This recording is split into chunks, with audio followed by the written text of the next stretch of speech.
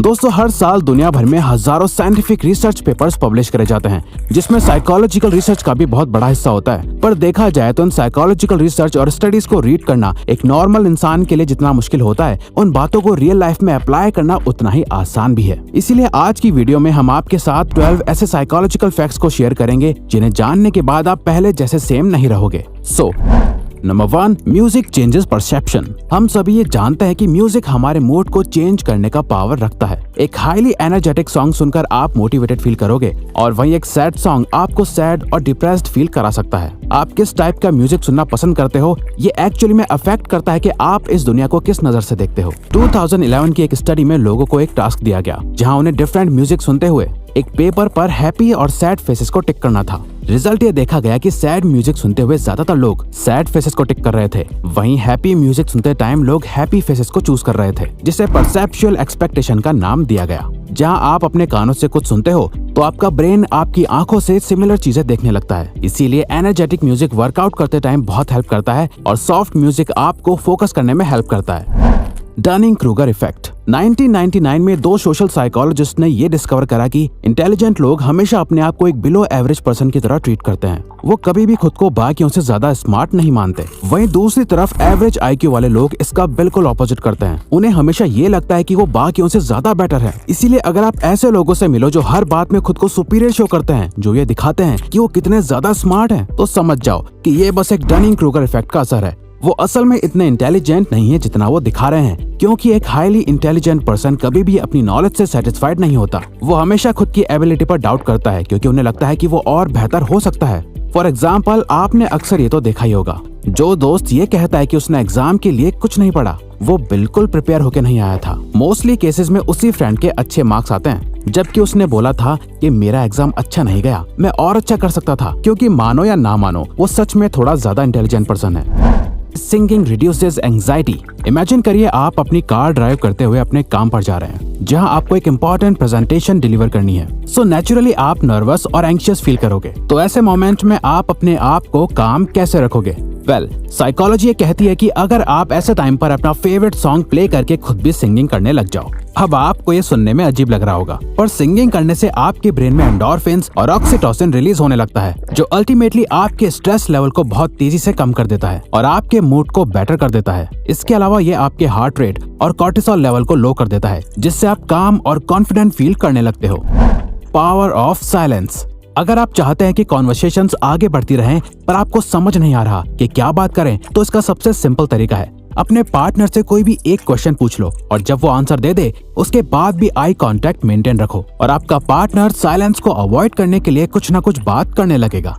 Studies में देखा गया है, जब कोई पर्सन आपके सामने ओपन होने में स्ट्रगल करता है या अपनी फीलिंग्स को हाइड करता है, इस टाइम पर इंफॉर्मेशन निकलवाने के लिए बस एक क्वेश्चन पूछो और कुछ देर साइलेंट हो जाओ, क्योंकि किसी भी कॉन्वर्सेशन के बीच साइलेंस अच्छा नहीं लगता, जिसे अवॉइड करने के लिए वो इन्फॉर्मेशन शेयर करने लगता है या आपसे क्रॉस क्वेश्चन पूछने लगता है, जो अल्टीमेटली कॉन्वर्सेशन को मेंटेन रखता है।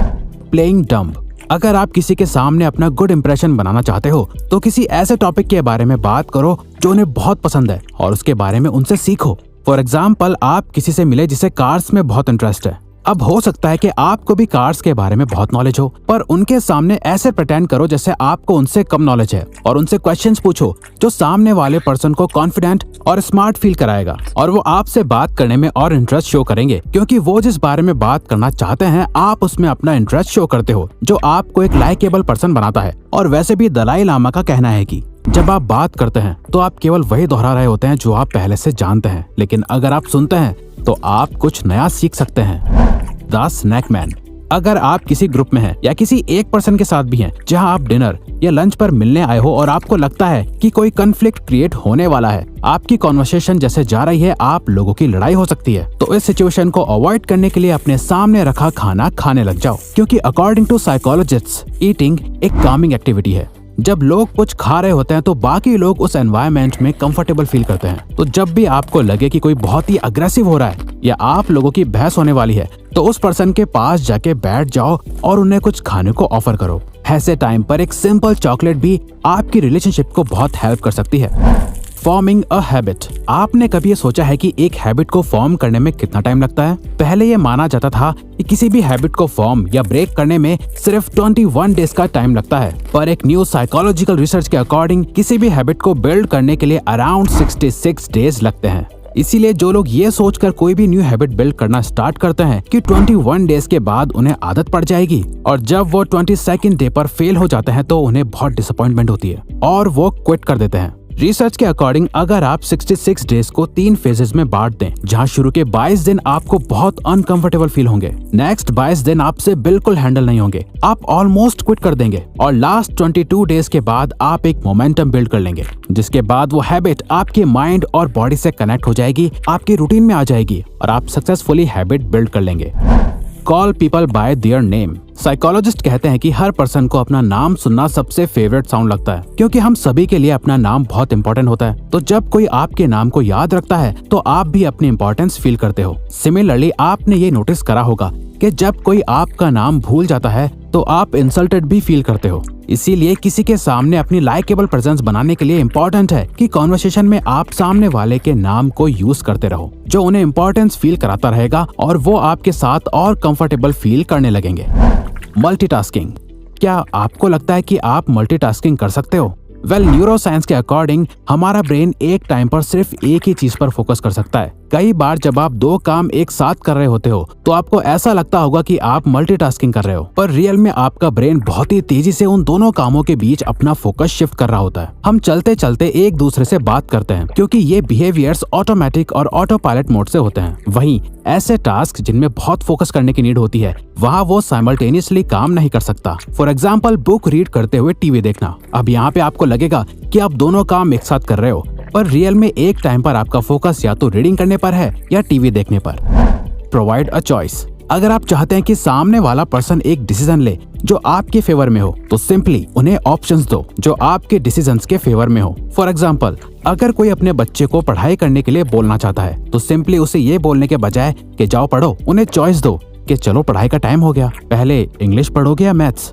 तो जब वो कोई भी चॉइस लेंगे तो उन्हें लगेगा कि वो खुद ये डिसीजन ले रहे हैं, वो अपने कंट्रोल में है। अब ये ट्रिक आप किसी के भी साथ यूज कर सकते हो। जैसे आपने नोटिस करा होगा कि हर रेस्टोरेंट में वेटर्स इसी ट्रिक का यूज करते हैं। वो आपको वो सारे ऑप्शंस देते हैं जो वो चाहते हैं कि आप ऑर्डर करो, और आप इनडायरेक्टली वही करते हो, पर आपको ऐसा लगता है कि वो डिसीजन आपने लिया, लेकिन रियलिटी में वो डिसीजन आपके वेटर ने पहले ही ले लिया था। यानी कि वो ट्राई करते हैं कि आप कुछ चुनिंदा चीजों में से ही कुछ एक चीज ऑर्डर कर दें, जिसे रेडी करने में रेस्टोरेंट को ज्यादा टाइम ना लगे।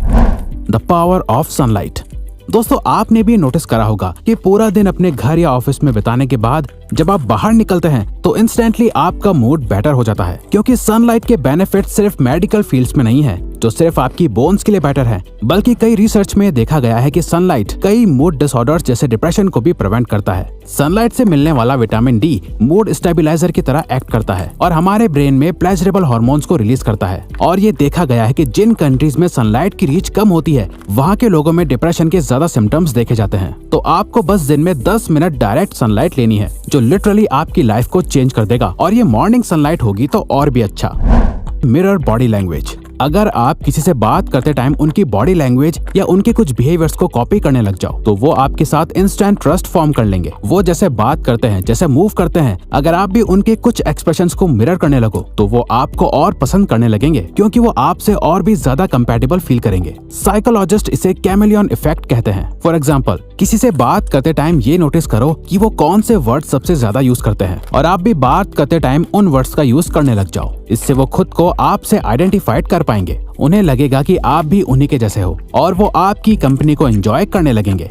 तो अगर आपको ये वीडियो अच्छी लगी तो वीडियो को लाइक और सब्सक्राइब बटन पे क्लिक करके इस चैनल को ग्रो करने में सपोर्ट करो, और बेल नोटिफिकेशन ऑन कर लीजिए ताकि आप आने वाली वीडियोस मिस ना कर पाओ। Thank you for watching.